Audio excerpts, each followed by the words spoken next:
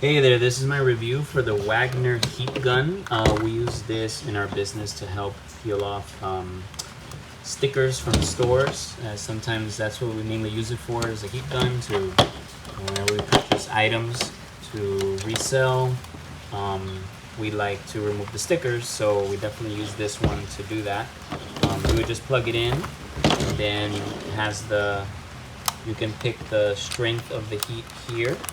So of course the lowest would be the lowest, and then medium, and then the highest. And it's a really good heat gun. It's very strong. Of course, be careful to not burn yourself. You want to keep it at a distance. But yeah, it's very light, portable, and it's very useful. It's it's pretty sturdy.